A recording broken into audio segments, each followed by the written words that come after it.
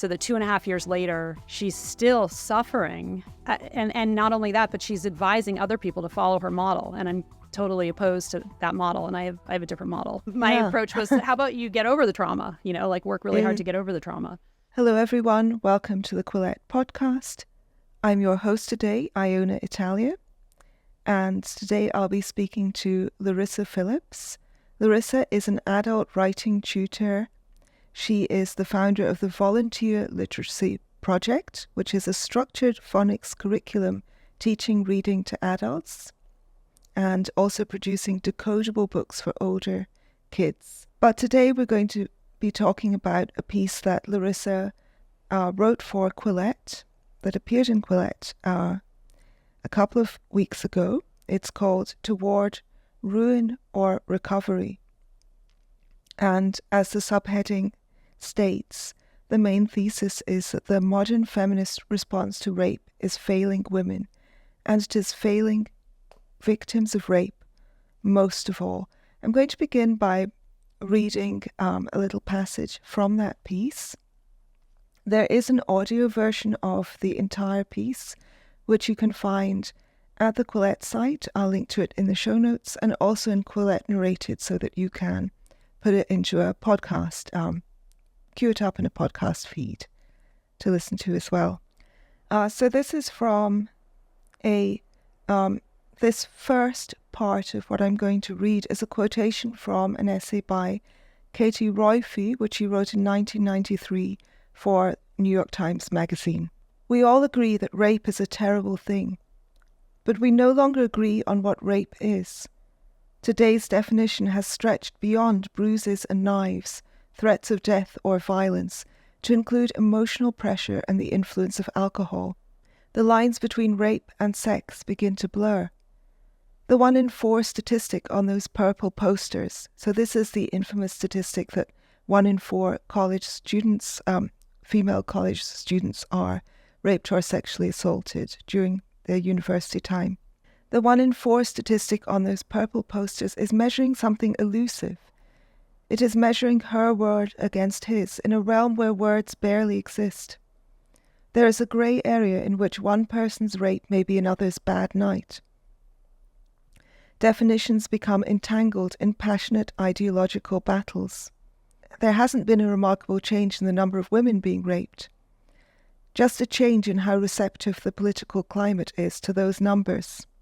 Roiphe also worried that the revolution in sexual politics was robbing young women of their agency and of responsibility for their own conduct and safety, a necessary part of adulthood in a free society.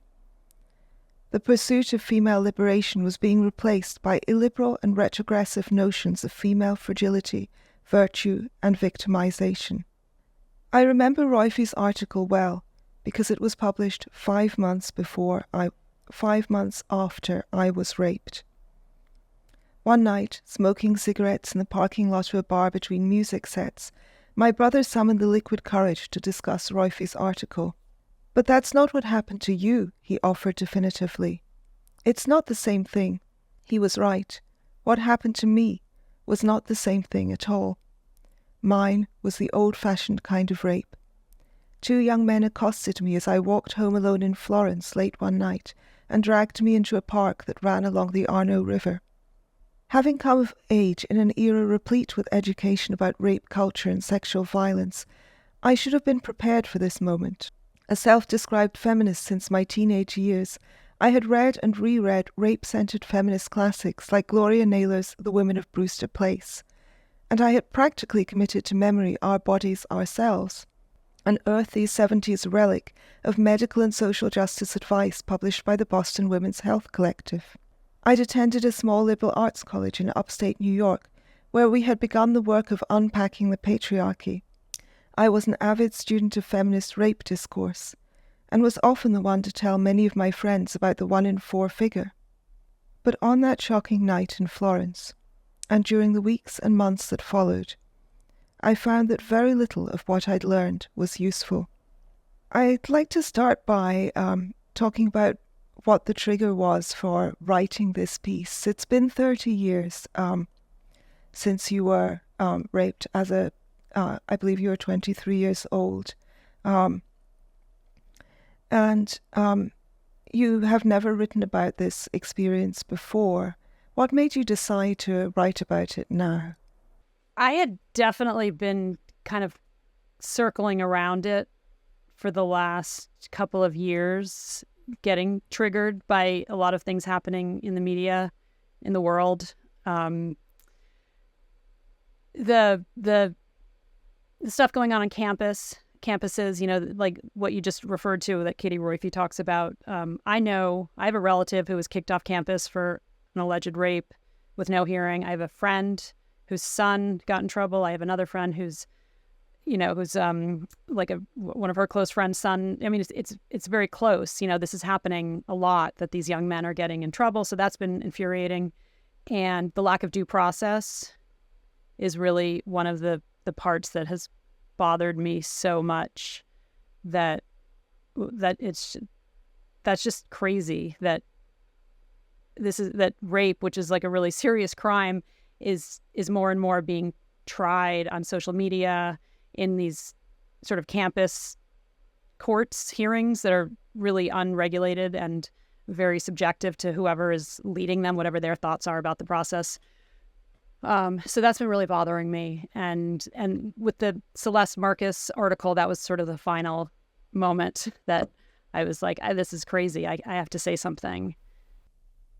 So for listeners, Celeste Marcus, who is a writer and she's the editor of the journal Liberties, wrote a recently published an article in which she talks about having been raped. She calls it After Rape, a Guide for the Tormented.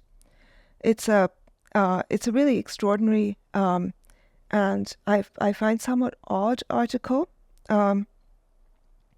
And she doesn't name her rapist in that piece, but shortly afterwards, she tweeted that her rapist was Yasha Monk, and she told Twitter that she'd written a letter to the Atlantic Monthly editor and sub-editor and said, "You have a rapist on your staff, Yasha Monk," she named him. And she said, "I will not be raped with impunity." Yes, go ahead. So that article was definitely like that just triggered me to go write a piece about it. And it was partly the due process, like just the fact that you can make this allegation and there's no way he can defend himself unless he's going to stoop to the level of going onto social media to sort of what are they going to do? Like have an argument on social media? It's insane. And no evidence, and she's arguing like don't go to the police and everything that I really think is wrong. And then on top of that, just this really deep kind of never ending unresolved trauma. So that 2.5 years later, she's still suffering so terribly from whatever happened. She's clearly suffering, and not only that, but she's advising other people to follow her model. And I'm totally opposed to that model. And I have a different model because my approach was, how about you get over the trauma, like work really hard to get over the trauma. Mm-hmm. And I thought everything she was suggesting was going to lead to the exact opposite of getting over it. Yeah. It's extraordinary that universities are acting as, in effect, as trial courts for accusations of rape. On the one hand, it invites or it certainly allows for false accusations and abuse of the system because they are not using the kinds of rigorous standards of proof that you would have in an actual court. And by their nature, they're often investigating things that are very difficult to prove either way in any case, since there were often no witnesses. And at the same time, also, if the person is found guilty, quote unquote, of rape by the campus authorities, all that happens is they're usually at worst expelled from the college, which is crazy. Yeah, and it just kind of shows you they don't really believe these are predators. Like the colleges clearly don't believe that these kids are predators because they're like, just go away. And in fact, the kids just have to go away, and the whole allegation is just kind of resolved. I mean, if they're really predators, they're just sending, a dangerous predator to another campus. Yeah, I mean, if the person is actually committed a rape, then they should be in prison rather than just expelled from their Ivy League college or something. Yeah. The Title IX stuff in colleges, I also found very disturbing, and there has also been this kind of escalation of discourse about rape and sexual assault. I think we were both in college at the same time, and I also remember this 1 in 4 statistic, which I took totally seriously, but I dealt with it by believing it was at American colleges. And I actually decided that I would never in my life set foot on an American university campus because there was a really strong possibility of being raped there. Oh my gosh. I had this, I had read stories about frat houses, which we don't have in the UK. Yeah. And I thought they were basically these completely feral environments full of violent men who would just rush onto campus, grab women and take them up to rooms to be gang raped. Oh my God. I had an extremely lurid view, but the stats really, the statistics really encouraged that view of campus as a place where there were very, very frequent rapes and assaults. Mm-hmm. And the statistic is very misleading because it's not just rape, and it's not just attempted rape, but it's even like harassment and unwanted touching, unwanted kissing, things that I don't think anybody would really consider rape. So it's a very misleading statistic. Yeah, I read, I think that it was Katie Royfey who wrote this. I'll link to her essay in the show notes. And you talk about it also in your piece, that the researcher Mary Koss, who initially came up with that figure, when she asked the respondents whether they had been raped, many of them initially didn't think they had been raped. And then because of her definition, she convinced them that they had been. Yeah. I feel like that's a common thing that happened. I just spoke to somebody recently who told me that she had been raped, but she didn't realize it was rape until her therapist told her it was rape. And I wonder how useful that is. Maybe it is useful, but maybe it's not useful. Like, does that help you make sense of something, to know, like, to be, given the idea that it has a name, a really terrible name? I don't know. I think it's in some ways that feminist, the No Means No campaign, I think in some ways that campaign was useful. So one thing I think was useful was an idea of ongoing consent, that if you're because you're agreeing to be kissed, or you're agreeing to go back to a room, etc., you never give a blanket consent to everything that's going to happen afterwards. So you can withdraw consent at any time, and if you, at the point at which you say, no, stop, I don't want this anymore, or, I'm happy to do that, but I'm not happy to do this. If the person disregards your explicit wishes, at that point it becomes rape. So I do think that was a useful thing, which was probably a reminder that at least some people needed. Mm-hmm. Good guidelines.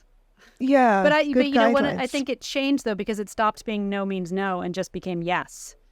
Yeah. So that so the absence of yes is the problem, and that's a totally different thing than being able to say no. Yeah, that's right. I mean, ongoing consent shouldn't mean you need to check in verbally every 5 minutes and ask. There is a responsibility to the person who doesn't want the thing to say, no, I don't want this, stop, etc. And there's a kind of discourse around this which seems to suggest that women are just incapable of saying no. That if you feel any emotional pressure, then in effect you are raped because you've got no way of standing up against emotional pressure or expectations. Which I'm sure happens, but it just seems like even more so that should be part of the discourse, is really kind of helping young women, teenage girls, to understand that they can set their own boundaries. You know, they can say no. They can say no loudly. You know, just to give them ways to maintain their boundaries. And it seems like right now the only response they can really say is yes, which is a weird standard because there are plenty of people who are going to say yes even if they didn't want to say yes. You know, like just because someone says yes doesn't mean that they really felt it. It's just I just don't understand why they're not pushing no. Like you can say no, you can be a little bit aggressive, you can, you know, defend your boundaries. You might have to, and especially if you're being like kind of, you know, adventurous and kind of taking some risks and stuff. You're going to have to be ready to defend your boundaries with some vehemence. Yeah, obviously, sometimes you say no and people just use violence to get what they want anyway, and which is what happened horrifically in your own case. But nevertheless, it's important not to see violence as a kind of foregone conclusion. You know, the first thing you need to do is say no. And I think the other thing is it's okay to feel ambivalence, to change your mind. It's okay to feel regret. And I think one thing that's happened is we have lost a good vocabulary to talk about guys behaving badly on dates and in sex. We immediately are starting to label that as rape or sexual assault. Things like what happened with Aziz Ansari, whereas we should be just saying this person was insensitive, they were a cad. It's bad behavior, and we don't condone this bad behavior. Totally. When that happened, and that, you know, when that news broke, and Barry Weiss wrote a piece for the Times about it, that I was like, thank God. When I read that, I was so relieved to see somebody talking about it so with so much common sense and intelligence. And I read it to my daughter because my daughter was about 16 at the time, and I went over the whole thing with my daughter. I was like, if you're ever uncomfortable, if someone's acting in a way that you were not wanting or expecting, what do you do? And the answer is you leave. You know, that's always, you know, if you can leave, you leave. Whether someone's harassing you on the subway or anything, if you can leave, you leave. And that was the infuriating thing about that article, was that the woman stuck around just waiting and waiting for different behavior. The other thing about the Celeste Marcus piece, and when I say it was troubling, I don't mean that I'm not going to draw any judgments whatsoever about what actually happened between, or didn't happen between her and Yasha. But what I found troubling from the perspective of just the writing is that it's a long piece, and she talks a great deal about the emotions surrounding rape, about other people's experience of rape, about terrible things that can happen during rape that didn't happen to her. So she describes gang rapes at one point, and that didn't happen to her. She also talks about how difficult it is to go to the police, and she didn't go to the police. And there is very little about what actually happened to her. Yeah. And I think it's almost... I think it's a topic on which people tend to immediately start talking in generalizations, and they are very unwilling to speak clearly about to tell their story in a clear and straightforward way, which was one of the things that was so extraordinary about your piece for us. Yeah, I don't know what that is. Why she didn't tell it more explicitly. This is like a tiny bit off topic, but I was just reading an Andrea Dworkin essay about her experience with abuse, and it mirrored Celeste Marcus's essay, and so it had so many shared characteristics with this, like the same thing, like naming other really horrific events, telling the reader how they would feel, insisting you couldn't go to the police because the police would be useless. And it was, and just this like deep sort of poetic, just trauma, never-ending trauma that was really poetically and quite evocatively described. It was really weird. Like this is a genre, perhaps, like the sort of poetic rape, sexual violence accusation.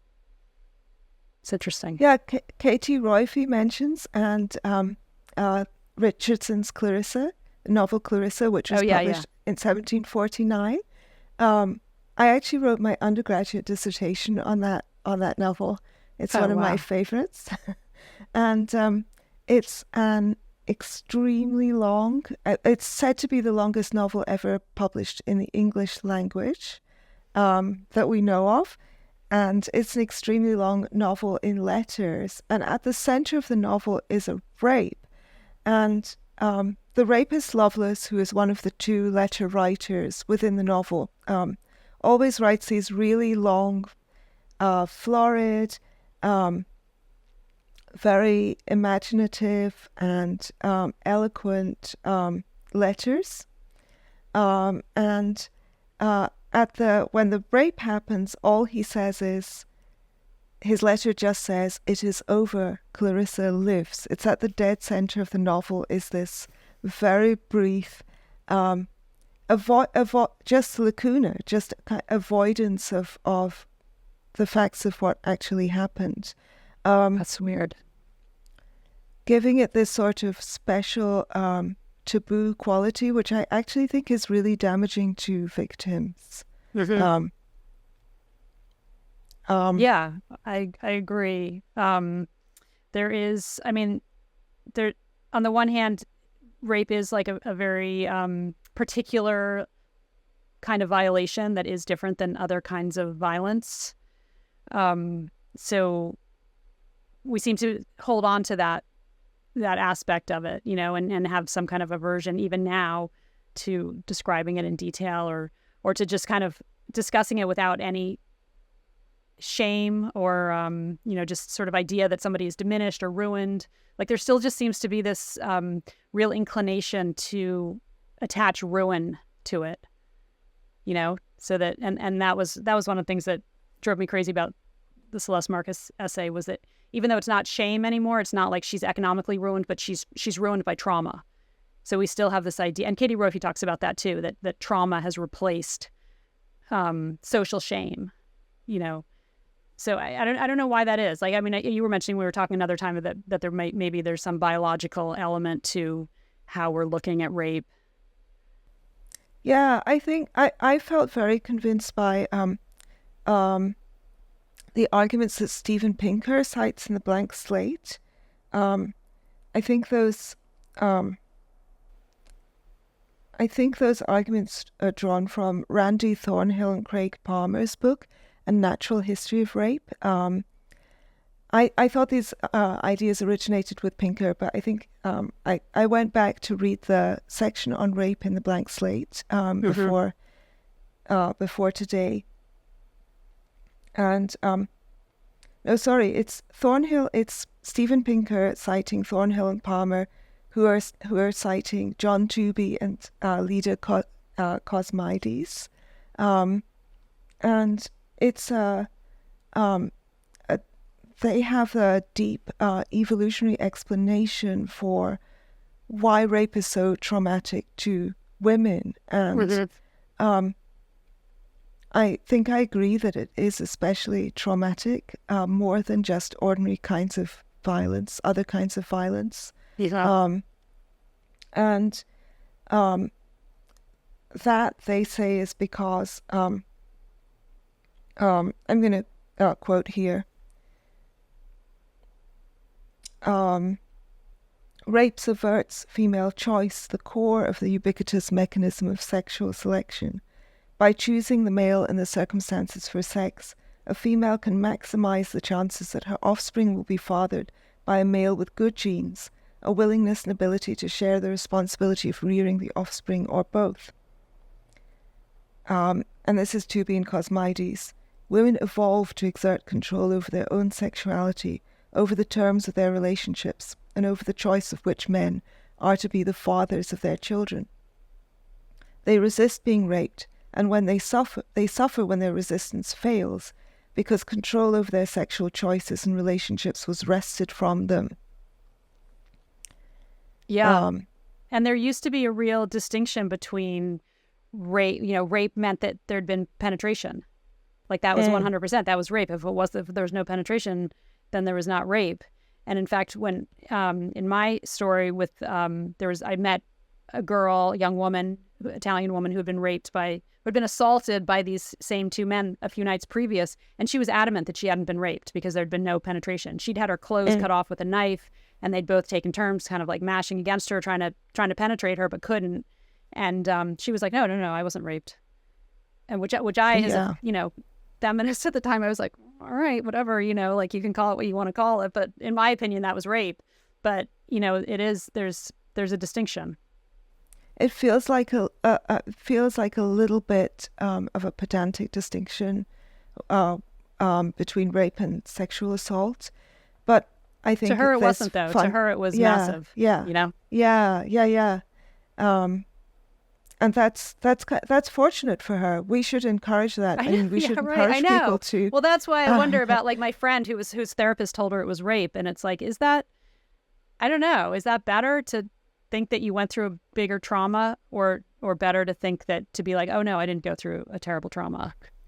I think it depends on what the person is doing. If they are really suffering and completely blaming themselves in a situation which they were largely powerless, that's bad. We don't want people who are genuine victims of other people's terrible behavior to be blaming themselves.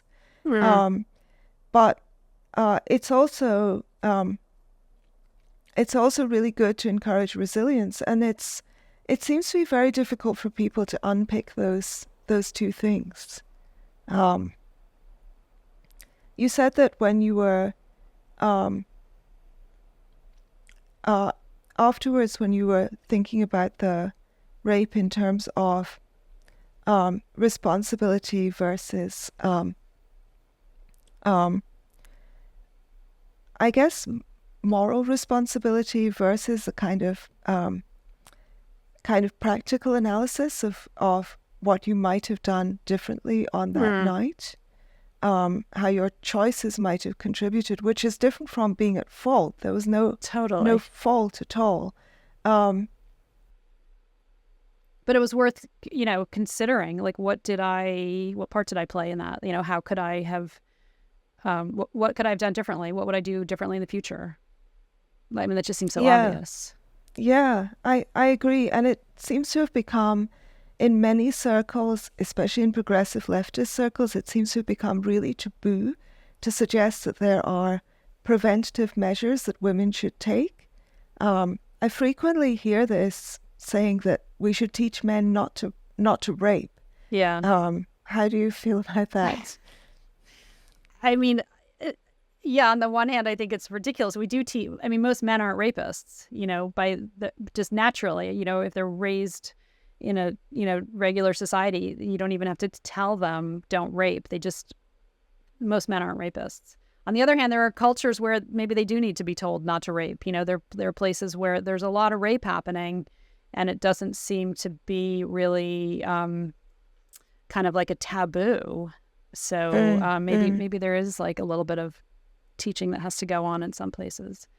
But I in general, though, I feel like it's shuffling off the responsibility that at the end of the day, if you're going to be like a modern woman who's traveling and just going out in the world and going to bars and being independent and going to music and whatever, just living like a very free and adventurous life, you're going to have to be ready to defend yourself and to make decisions to defend yourself.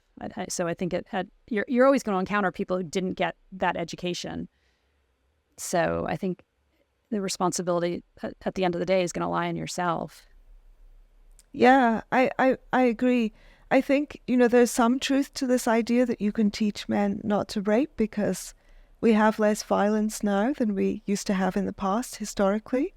And we also have some countries in which things that we would consider rape, they don't even consider rape, Yeah. Like in India and Pakistan, marital rape. Yeah. There's no such concept. So there, culture does make a difference. You can skew the incentives against rape. You can make the punishments very harsh. You can make the social opprobrium very strong. But at the same time, you can't.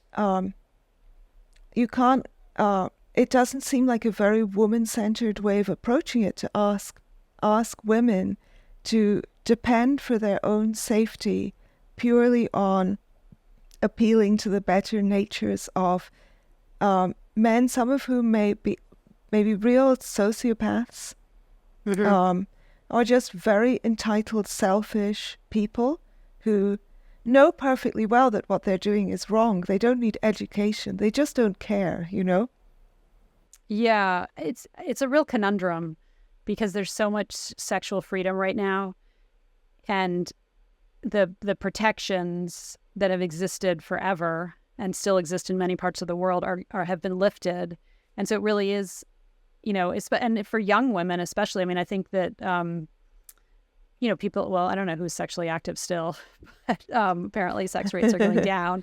But for people who are young and experimenting, like just getting into their sex lives, like for them to have to figure this out and make themselves safe when everything that's sort of normal about sexual practice is not really telling you to do that. There's no chaperones, there's no curfews, they're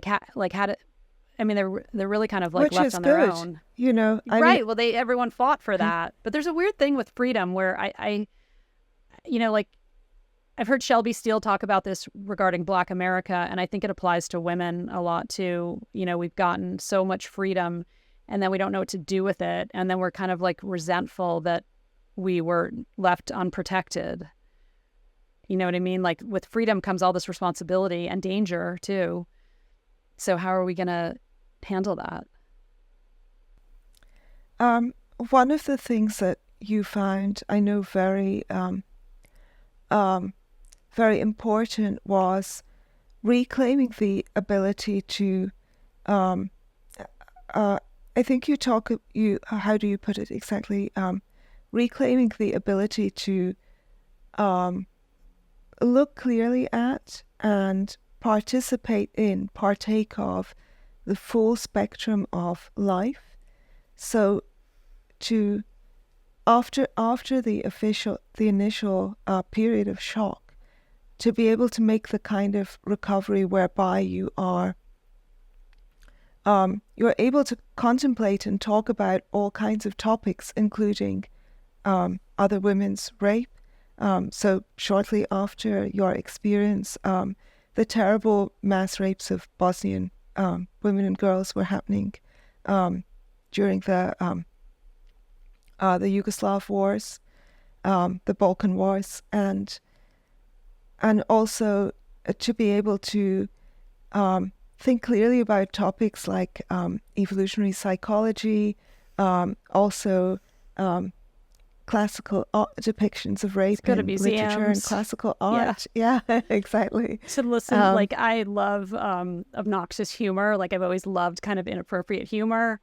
There was one time, like a few months after the rape, when I was working in a restaurant, and a friend of mine came up, and we're like Gen X, and I think Gen X was kind of like doing this, playing around with kind of like obnoxious phrases, and she comes up with like an empty bread basket and says to me, "They raped my bread basket," meaning like the customers had eaten all the bread. And she knew my story. And then all of a sudden she like looked at me aghast, like, what have I said? And like, what am I supposed to like I have to go cry in the bathroom, like that was that kind of thing. Like I'm gonna live in the world, and people are gonna say things, and I'm gonna go to museums, and I'm gonna watch movies, and I'm gonna read books, and the idea that I would be protected from those things was terrifying to me, like really terrifying. Can I tell a story like that? Yeah, please do. Okay, so because right on the first night in the hospital, I was like realizing. Actually, I was in the hospital. I was in the police station, and I had to go to the bathroom. I was like in the detective's office with Enzo, my boyfriend, who was wonderful, and the detective, and I had to go to the bathroom. So I was like, "Where's the bathroom?" And the detective looks at me for a second, and then he goes, "It's all the way down the hall." And they both stare at me, and Enzo goes, "Do you want me to go with you?" And I was like, this is like, 5 o'clock in the morning on, 4 hours earlier, I'd been raped. But like my immediate thought was like, yeah, I want you to go with me because I'm terrified. And then my second thought was, are you joking? Like you're someone, what do you need, your hand held to walk to the bathroom in a police station? Like you're not going to get raped if you walk down the hallway. And so I was like, no, I can walk down the hallway by myself. And so I walk out into the hallway, and it's like this big hallway. And it's lined with lockers and benches, and it's filled with young men, these like kind of like military police service guys, and it's like 20 guys, and I have to walk down through them, and they all just like go dead silent and stare at me because I'm all, like I look, it's clear why I'm there, I'm reporting a terrible crime, and so I had to walk through. I maybe should have just gone back and like gotten Enzo, but I was like, okay, you're gonna do this. So I walked down, and I literally like the in Game of Thrones when Cersei has to walk naked through King's Landing, like that's what it felt like. I was like when I saw that scene, I was like, oh, I know that feeling. So I'm walking down, and they're all just dead silent, like 20 guys watching me as I walk through them, and then I hear this explosion behind me. And I'm kind of like terrified, like just startled. And then I just keep walking, and there's another explosion, and then they keep happening. And I realized the guys were like punching the locker, in like kind of like, this is what I'm going to do, to those guys, like a sort of like macho kind of expression. And then once one of them did it, they all had to do it. So I walked down the hallway with just like these explosions going on behind me. It was crazy. And but then I got to the bathroom, and then when I came out, they were gone, and it was fine. But I just like remember from just the first moment being like even more terrifying than like my fears of like men or people getting too close to my face or whatever, was this massive terror that I was going to be like an invalid or a child. Like that was a far greater fear to me. And I don't understand why people don't have that fear. Like I don't understand this sort of fetishization of victimhood. Like what, like I guess you're getting something from it, because why would people want to take that path? I don't get it. Yeah, I mean, I think that in many cases, people who haven't really been victimized are sort of assuming that status because it gives you some kudos nowadays. Yeah, it gives you some street cred.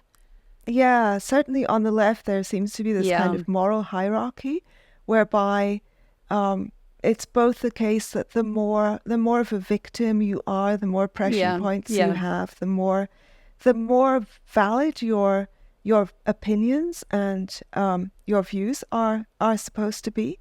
And also the converse also seems to be true, that just being resilient and successful and confident is almost there's almost an opprobrium attached to that by some on the left. There's a very simplistic oppressor-oppressed dynamic going on. Yeah. So you want to show that you're on the side of the oppressed, and that of course means that it's got to be an ongoing, rather than a terrible thing that happened to you which was horrific at the time, but which is in the past.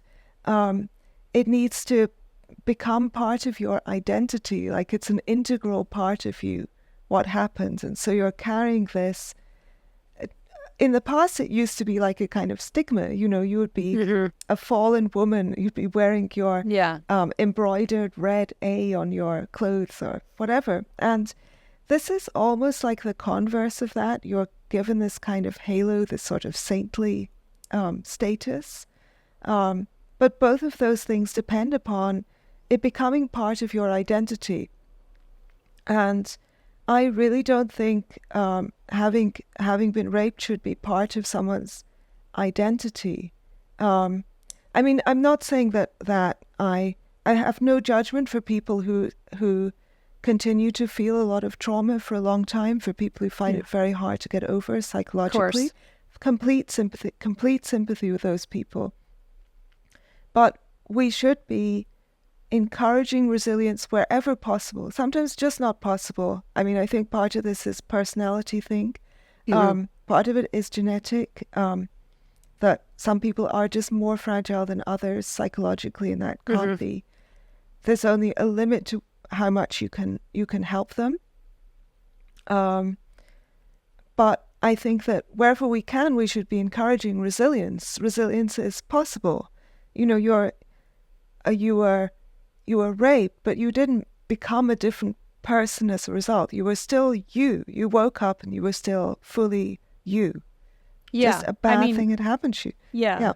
I didn't feel that way the next day, but I as every day that something happened, like the first day, like a few days after it, after the rape, when my best friend, who was very funny, made a rape joke, like somewhat perhaps like too soon, but she was very funny and we were very close, and she said a rape joke, and then like a joke about the rape, which I really wish I remembered what it was, but I can't. But all I remember was that like we stared at each other for a second, then we started laughing really, really hard. And it was not only like just great to laugh, but it was like, oh, I'm still me, like I'm still someone who can laugh at something like that and who still thinks my friend is hilarious. And yeah, so all of those moments of like coming back to yourself, I think, are so valuable and amazing.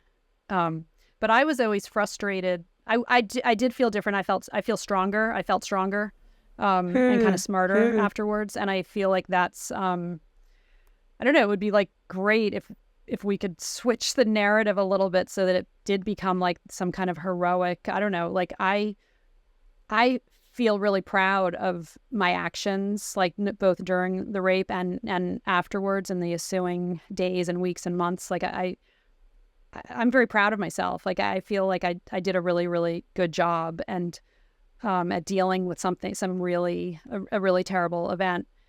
And it used to frustrate me that it wasn't easier to sort of get credit for that. Like I had to, because it was never something that you can just kind of drop. Like that was always my goal. I was like, I wish I could like talk about it like really easily. And I realized at a certain point, even though I felt completely healed, that it was never something that other people were going to receive very easily. It's just always going to be sort of a momentous thing to tell somebody, like somebody who's close to me, certainly. But I was always kind of irritated that I didn't get like some credit, like to do something that like really kind of momentous and like that you're very proud of, and then you just like can't talk about it unless it's going to be in some very particular context. It's frustrating. You said, I'm going to quote something you said to me earlier, which is on another occasion, which is there's no hero's journey for the woman who has been raped. I'm quoting you. I felt heroic. I feel heroic about my experience. I feel like I was thrown onto this ancient battlefield and I was forced to fight, and I did, and I was raped, but I still feel like I did a really good job fighting. And I feel like I did a really good job afterwards vanquishing and coming back to myself. I feel proud of everything, of the whole experience. Oh, go ahead. The heroes. It's like once a rape happens, the person being raped is no longer on the hero's journey. They are now an opportunity for someone else on their hero's journey to come in and do the rescuing, and which is great if that happens. And I absolutely love like heroic men who come and, and do saving, but it doesn't always happen. And like it's, if you look back in everything that I've seen in like myths and legends, there really are not raped women who survive and come back to being a more powerful figure, which is kind of like that. That's the narrative, is that, you know, you go through some terrible test and then you come back stronger than ever. That's how we do it.